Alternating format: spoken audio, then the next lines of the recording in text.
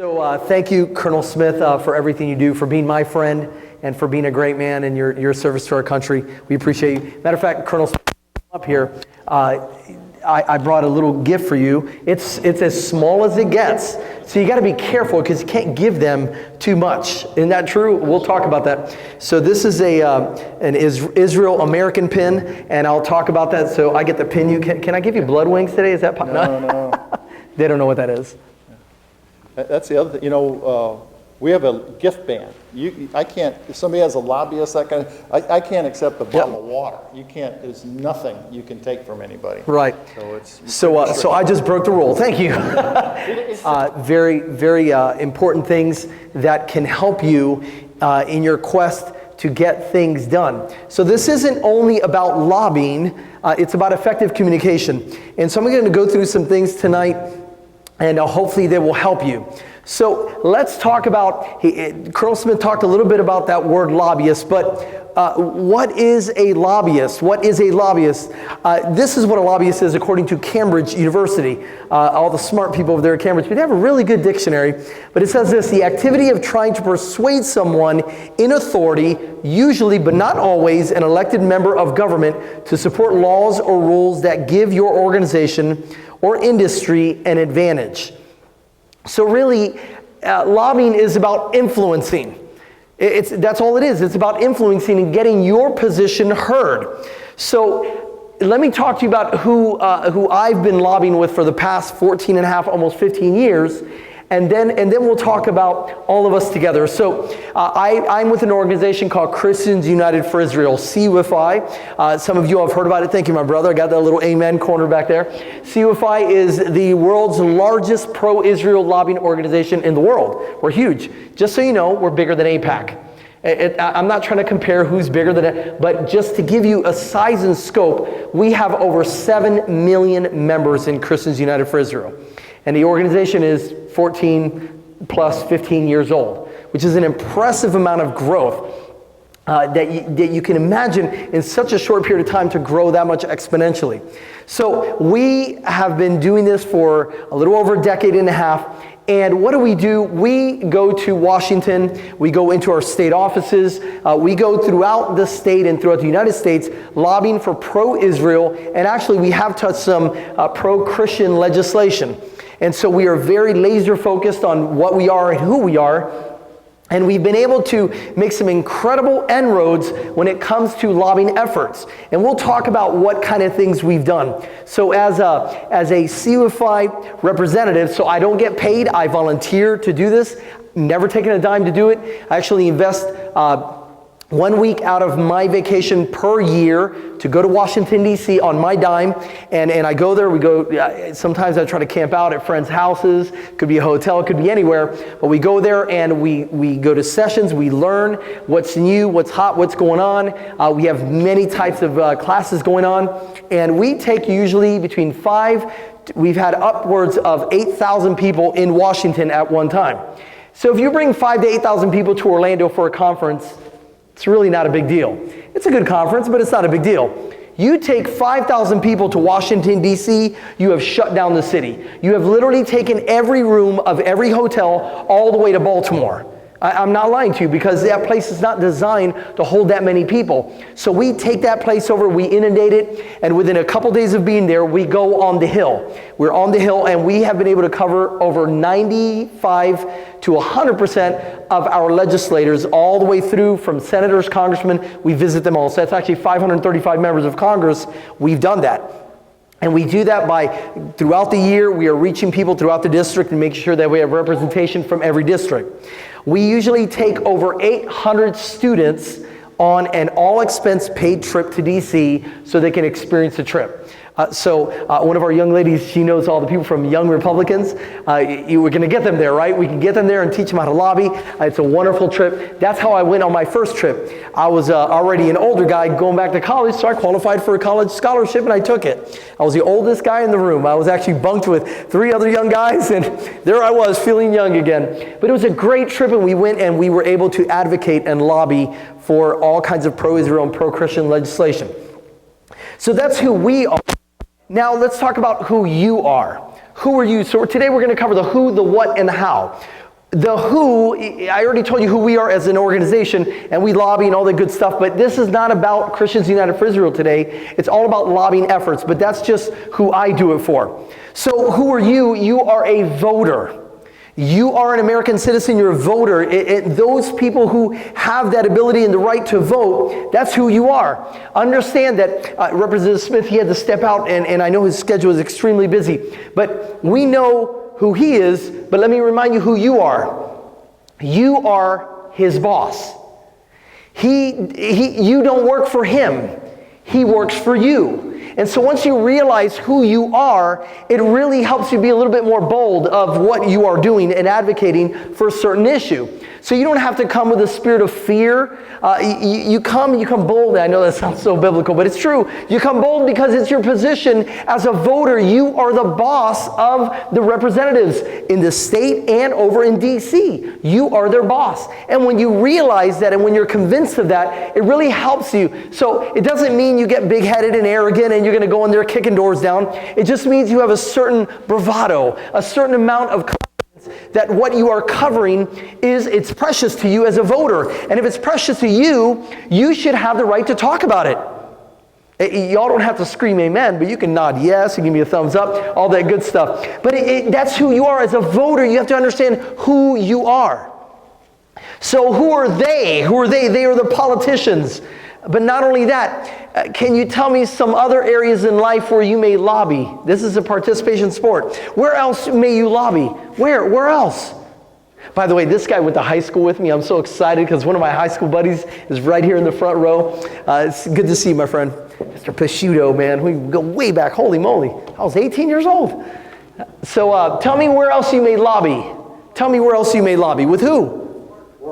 Work? That's right. That's what it's written right there. You may lobby at work. Where else? Anyone you come in contact with. Anyone you come in contact with. So now let's compartmentalize that. What kind of people do you come in contact with? Help me out. Who else? College.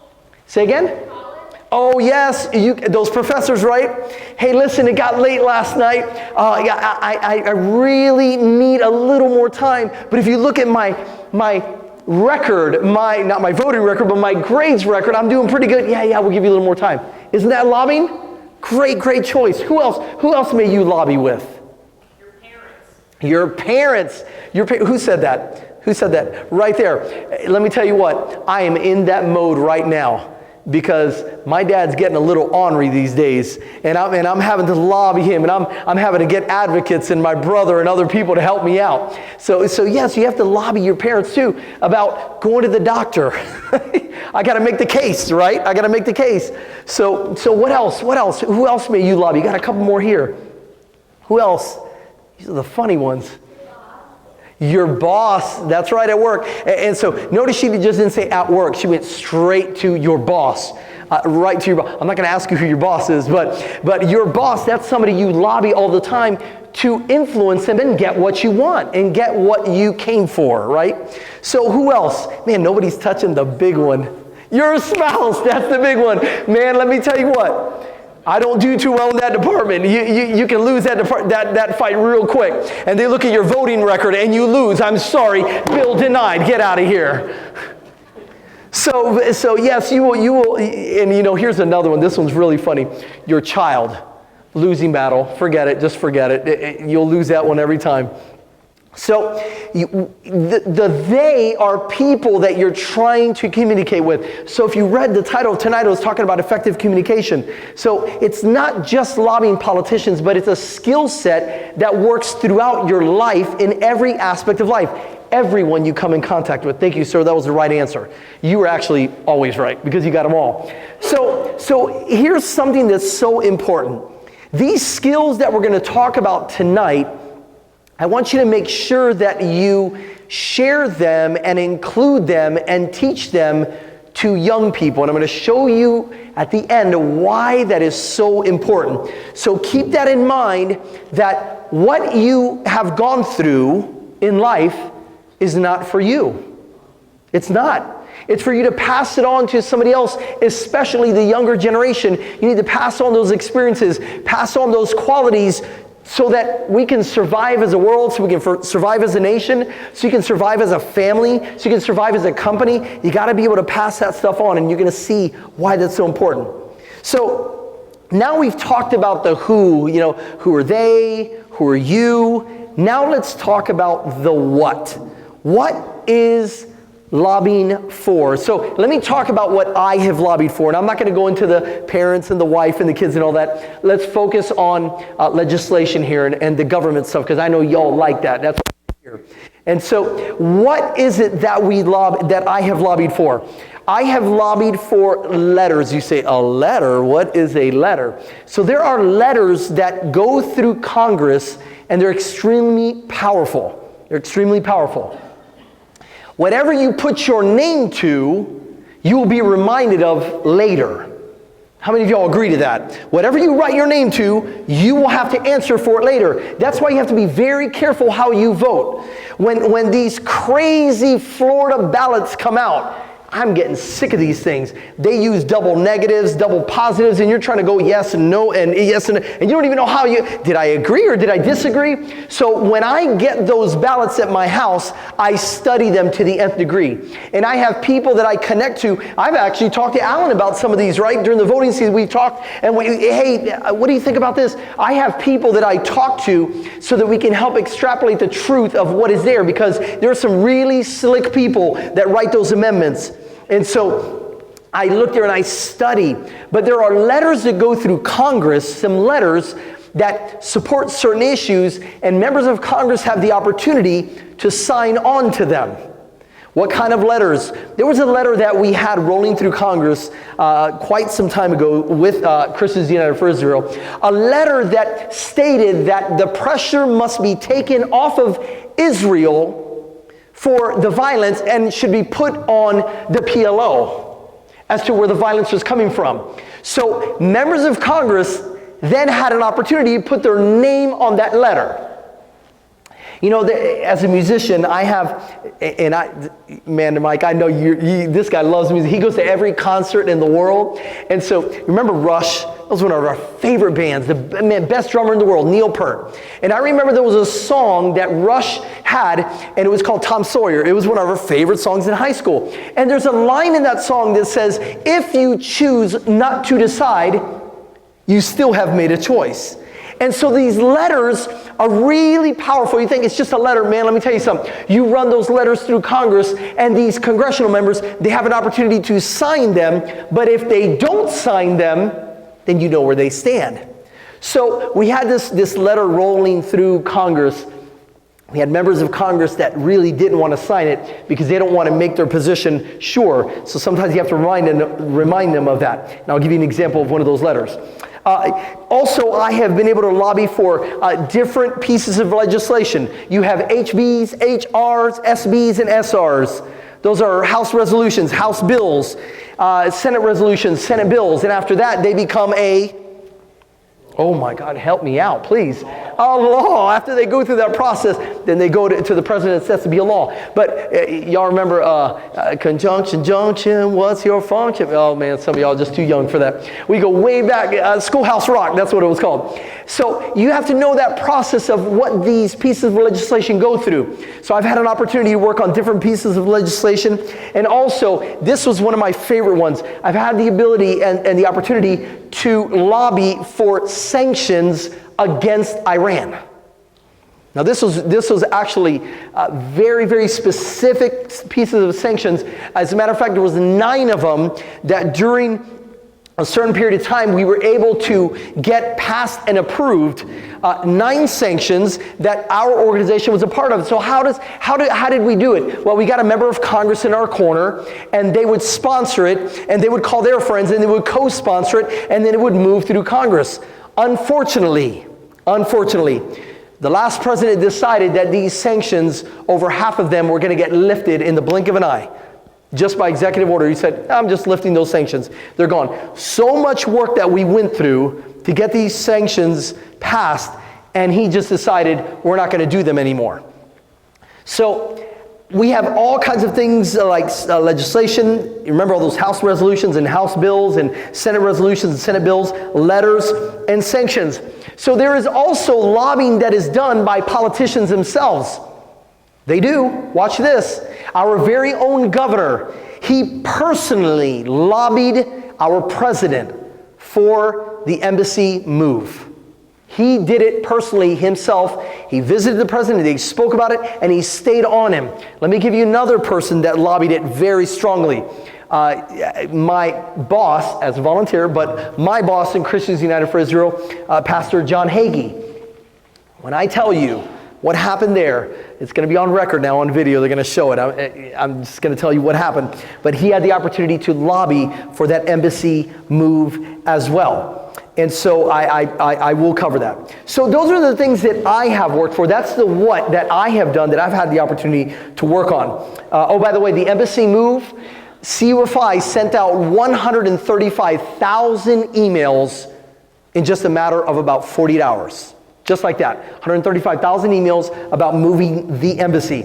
So there was over, when we went and talked about it to Congress, there was over 6,000 of our members on the Hill and over 800 students that went to the Hill and talked about the embassy move as well. So all these emails and all these people and all these voices combined as one made a huge difference, and we were able to together, not just us, but our governor, us, many of you, the president, we all work together, and it's historic. How many of y'all would give a round of applause to our embassy? That embassy in Israel was moved to Jerusalem, our embassy. So put your hands together if you agree with that.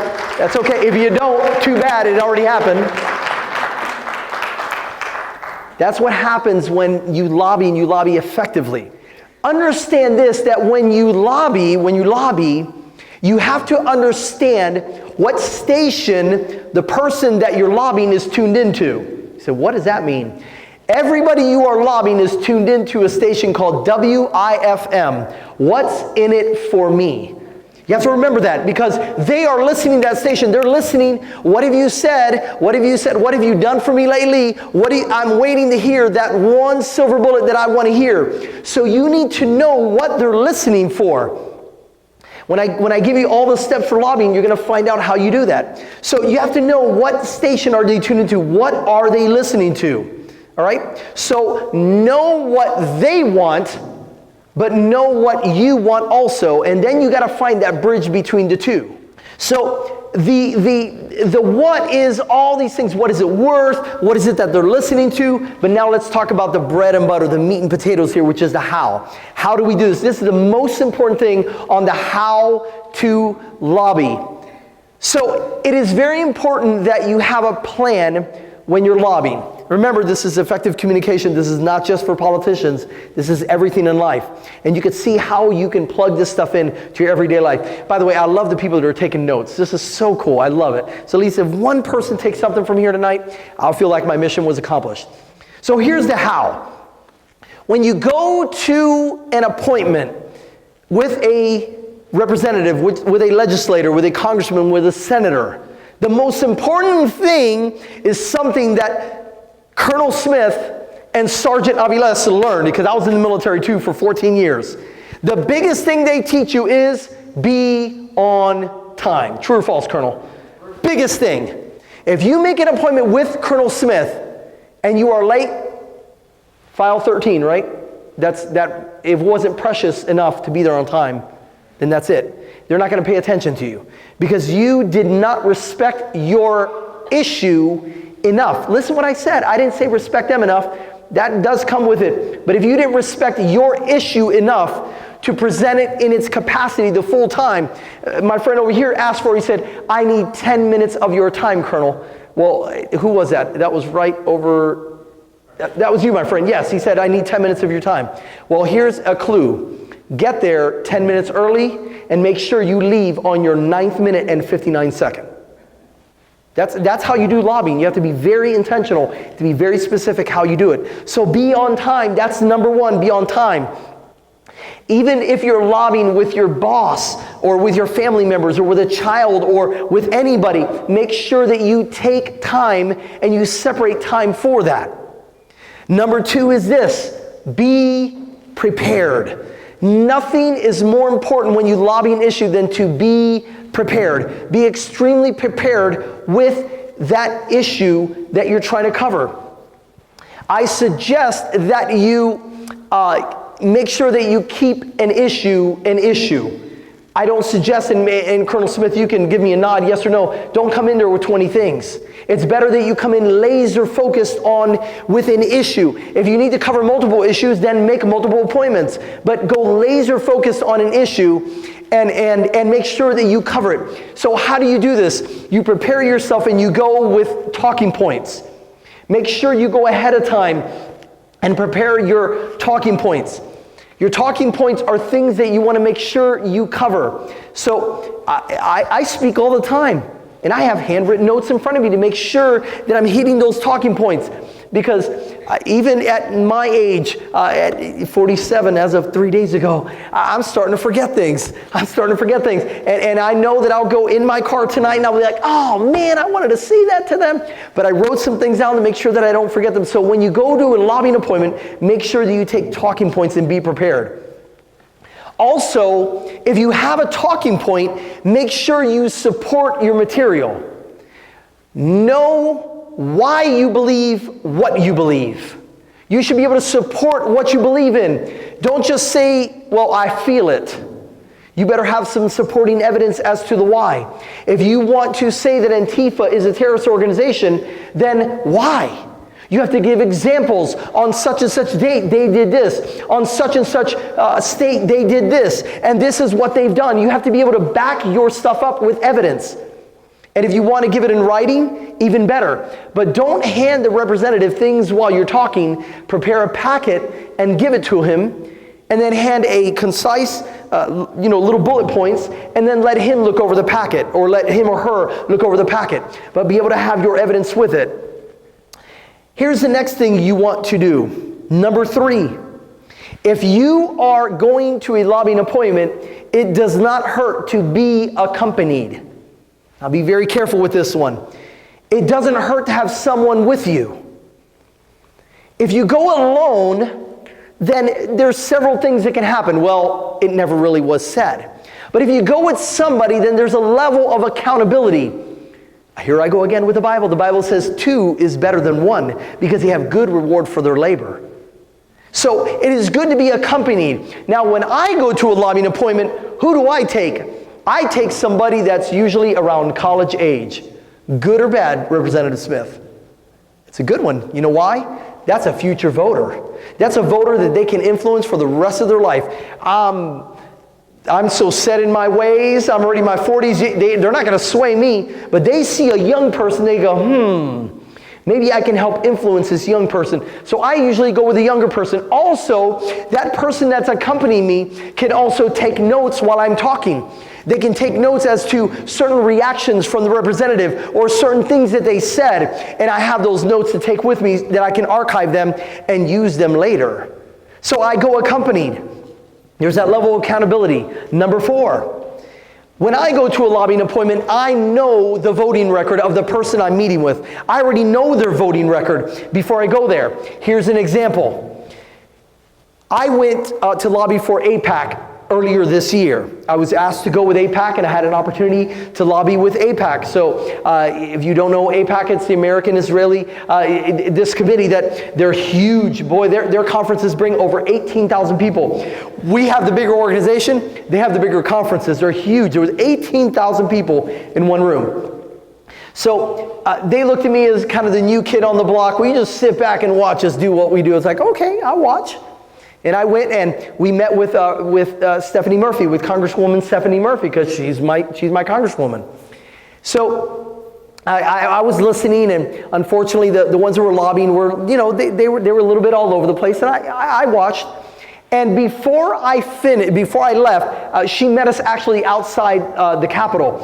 She was so kind. She was actually in the middle of a voting session, and she walked outside, and there's a little wall right near the courtyard of the Capitol. And she was in her heels, and she kind of stepped over the wall. She said, "Hey, I just wanted to meet with you guys," and she was so kind. And she's listening, but that's her job. She has to listen to us. So she was kind, but she was doing her job. And I listened to them as they lobbied, and they had their talking points. So at the end, I am one of her voters. This is what I said. Now this one I can say because this was actually recorded and it was already made public. So I didn't tell you the other one, but I'm telling you this one with a name. So after we were done, I said, Congresswoman Murphy, can I please have a word? And she said, yes, of course. And I said, Congresswoman, my name is Gabriel and I'm from District 7. So always identify yourself and where you're from. I'm from District 7. She's like, oh, good to meet you. I said, well, I am the chaplain of the Seminole County Republican Executive Committee. And you see her little smile like, uh-oh, here it comes. And I said, Congresswoman Murphy, I am diametrically opposed to you on almost everything. And now she's really squirming. She's like, this is going downhill quick. I said, here in AIPAC, we are here to talk about pro-Israel legislation. And I have to say this. Last night at my hotel, I looked into your pro-Israel voting record, and it is... And so although we disagree, I want to thank you for your support on this. See, because when you're dealing with lobbying, you have to make sure you stay focused. I can't talk about other things that I'm not there for. I talked about that one issue. And she said, wow. She said, you know, if there was more of this, then we would get something done in DC. But she said, thank you for that. I appreciate you. And then she handed me her business card and she said, visit me when I'm in the district. That's when I can get her on other things because she opened the door. All right? So lobbying can be very effective. So that's how we took that opportunity. Now, here's number 5. Oh, by the way, when you do know the voting record, make sure you praise. So if they voted with you on something, make sure you praise them and thank them. And if they did not, then you can correct or rebuke a little bit, but do it with all respect. Do it with authority and do it with surety, but make sure you do not lose respect for that congressional member or that person that you're lobbying. So number 5 is seize an opportunity when you see it. Just like I did with that other congressman, seize an opportunity. Here's one that people wanted to hear about, the embassy move. There was a lot of people working towards that embassy move. Pastor Hagee, he had an opportunity to meet with President Trump.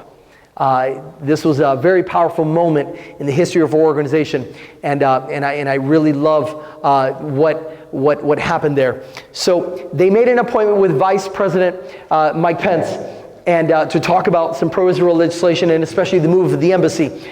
And time was going by with about 20-something minutes, and they had not seen the vice president, but a staffer kept coming in. They were in the White House. They were just down the hall from the Oval Office.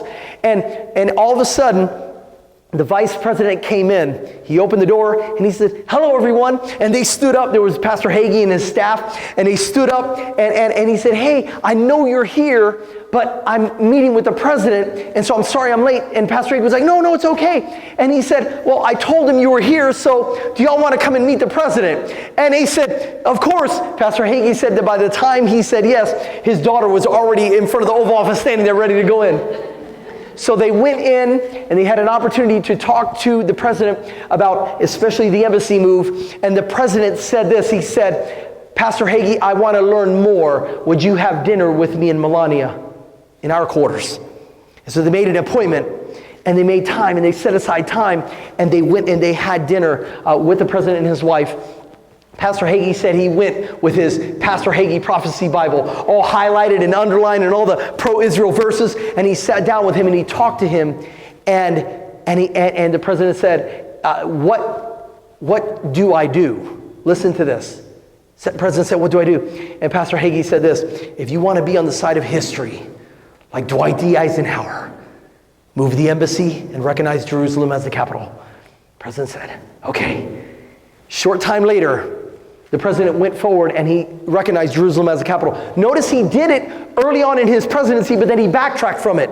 Now he had all these people, our governor and Pastor Hagee and all of you talking, and all of a sudden it became an issue.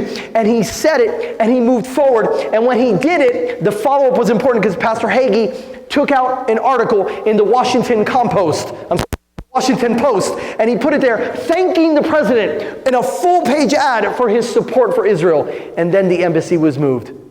That is a success story of successful lobbying. Now, hear me out, and it's on video. He is not the only one that did this. There was other people, but the issue there is what I said, seize an opportunity. If you see an opportunity, pounce on it and grab it and talk about what's precious to you. So finishing up, when you are done, make sure that during your appointment with your talking points that you are concise and on point. Don't get off topic. Don't get off topic. Representative Smith will agree that if you stay on topic, you'll be more effective if you stay on topic. Don't get off. I was lobbying in D.C. and we had somebody, and we were actually lobbying some members of Congress, and we had somebody there with an organization, I won't say their name, but they started proselyting for their religious organization, a member of Congress, and I was squirming. I was like, oh man, we got to get them out of here. It was terrible. They took it in a total different direction, and then they were ostracized. They were not allowed to go with us anymore to the Hill. Because you got to stay on point. You got to be concise. One of the last things you do before you leave is thank them. You thank him. So if you're standing in front of Representative Smith, you stand at the time where it's time for you to go, shake his hand, thank him. Say, thank you, Representative Smith, for your time. I appreciate your support in this matter. And what's the next most important thing you can do? Leave. Get out of there. Let him get back to his day. Let that member get back to their day because they have so much going on. After the appointment, one of the most important things you can do is follow up. Make sure you follow up with them. You follow up with them. A thank you card is very appropriate. Also, following up with them with what you talked about. What did you talk about? Remember that young person with me? The notes? I can refer back to that because they took notes for me and I follow up with our meeting. Make sure that as you lobby, make sure that you honor staff members. Representative Smith talked about that he has an assistant that helps him. Those assistants, sometimes those staffers in D.C., they're like 19, 20 years old. And sometimes you want to undermine them because they're young and you see them, you're like, this is just a kid. That kid knows more about legislative policy than you do sometimes. And sometimes they've been there on the Hill and they're listening and they're learning. So make sure that you are respectful to them and you honor them as well. I get cards, their cards, and I contact the representative and I say, I want to thank Ashley. Ashley is a very millennial name. You want to thank Ashley for going over there, for taking care of me. And when I go to the Hill now, I think your name's Ashley, isn't it? Oh, that's so cool. Don't disrespect Ashley. She knows what she's doing. Don't mess with her. So what happens is I send that thank you card to the representative and I say, I want to thank Ashley or whoever for their help. And the next time I go to the Hill, guess who took me to the Hill on a private tour? Ashley took me on that tour. Matter of fact, that was actually one of John Micah's workers. Her name was Ashley. And she took me on a private tour and I went down into the tunnels of the Capitol and I got all this cool access because I honored that staff member. But those staff members, they are the ones that sometimes tell the representative how to vote. So make sure you honor them. So Alan wanted me to cover the three don'ts. Don't do this when you lobby. Don't change the agenda. Do not change the agenda. Stick to what you came there for. If you change the agenda, you lost them. That's it. They're not going to listen to you anymore. The next thing is what I said there also. Don't disrespect anyone on staff or security. Listen to this. There was one of our people that disrespected a Capitol Police at a door because they were making them practically undress and take everything off. I mean, this person showed up with so much junk on the Hill. You can ask my wife. She tried to bring in some fruit and food one time to the Capitol. That was funny. They're like, no. She's like, oh, no, not the apple. And oh, not the M&Ms. I mean, they just disrobed her of all her food. They will take everything. So somebody got really upset and disrespected one of the officers.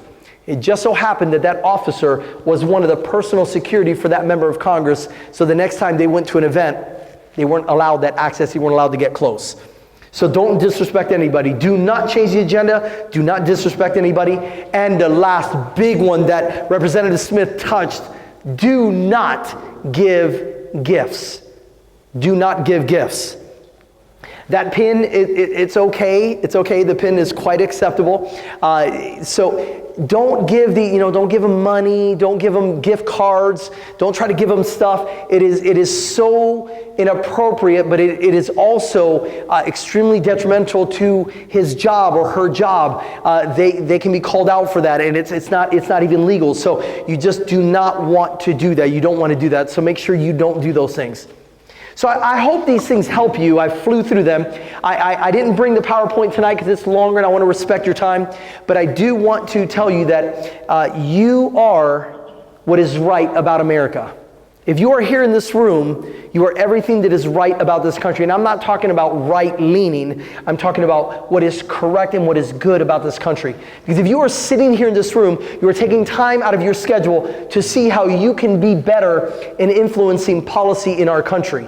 And so I personally want to thank you for that. Why? Because I gave 14 years, I invested 14 years of my life in defending our country and the rights of people, as a matter of fact, in other countries to experience freedom and liberty the way that you and I experience it. So I want to thank you on behalf of not just lobbyists, but on veterans. And as an American, I want to thank you for taking time out of your schedule to get better at driving policy in this country. And I know that many times you may get dismayed because you don't see people that are younger. But I personally want to thank Ashley. Ashley, look, I've been watching you in a very healthy way over the past years, and you've been there in those meetings. You've been in the SECREC. I've seen you there when things were crappy, and I've seen you when things were good. And so I want to personally thank this young lady for what she has done. You are everything that is right about this country, but she is everything that is best about this country, because that's the next generation that is going to lead us. So I can't wait to see you on Congress one day. I want to lobby you one day. So please, can you give yourselves and these young people a round of applause for your participation tonight? So I want to thank you guys. There is I have business cards here. This is a business that I have. I'm not shamelessly plugging it, but I am going to. If you have a company or a business and you want to reward your people organization, doesn't have to be paid staff, but if you have a team, I have business cards that are right there on that back table. You can just grab one. The best way to get me is my cell phone. You can text me and let's talk, and I'll show you how you can honor your team members in your company or in your organization in a way that, frankly, I came up with, and it's really cool and it's really incredible how you can honor people. Many skills that I learned in the military. I also want to thank Mike. Thanks for coming tonight and honoring me with your presence, high school friend, and most importantly, Matt. Matt, he's the guy wearing black back there. He's not my technician. We actually do event production together, and he came tonight. He made sure I had a nice, clean microphone, and made sure that everything was on point. He had a timer going back there for me. So thanks, Matt, for being my friend. We've toured the country together, and you're a great friend. I also want to thank my friend, Alan Kornman, for being a friend in so many years, and I thank you. He's my Jewish friend that I love very much. And we've done some cool things together. So I want to open it up for Q&A very quick, and then I'm going to let you go. So if you have a question or a comment, I want to open it up to you guys. All right. Right. Okay, so that's a very good question. There's so much depth to her question, and it's this, is that why should she say anything if she knows that the person is not listening? So this is very important, and you gave, actually the answer is you gave it yourself. The first thing you have is you have to drum up courage to do what is right. So watch this. When you lobby, it's not always about changing the position of the person you're speaking to as much as it is as making your position known. So it's very important that you make your position known, and make sure that when you make your position known, people are watching. People are watching. I love social media now. I am of a really cool generation. I'm in the 40-something because I've seen and utilized the birth of many things, the beeper, the cell phone, social media, and I use social media. So you make your position known, first of all. So watch this. Do you feel better in yourself when you talk about pro-life stuff? Absolutely. Look at that smile on her face. You have such a beautiful smile. She smiled when I said, oh yeah, I'm talking about pro-life. You are a better person when you talk about it, right? So then the secret is finding a platform. Finding your platform on how you can affect people and policies and get those opportunities. My wife and I, we were talking the other day how there's a couple that we know, and he's a pretty prominent guy. He was a singer, and he had a stage, and he had a platform, and he had a lot of people following him on social media, and he was voting totally on the wrong side. And we kept having dinners with them, and I remember we were at Waffle House. It was like 1 a.m. with the Waffle House, and we brought up some things about actually abortion. And they are devout Catholics. And they didn't know about the president's voting record. They didn't know. And so we brought it up, we showed proof, and now they are raging conservatives. They're crazy like us, man. And they're such wonderful people, and they've now put their faith. So the big thing is have the courage, make sure you have an audience, and make sure that when you're with a representative, that there are people with you. So what I would say is, when she comes to the district, go to those town halls, have your talking points, put something in her hand, and make sure there's other college students standing next to you. Are you in college? I'm kind of dating you, I'm sorry. But you're a younger person than me, and that is so powerful for representatives. Trust me, they listen to you all more than they listen to us, because they see you as malleable and flexible, and that they can help your voting record in the future. Does that make sense? Thank you so much.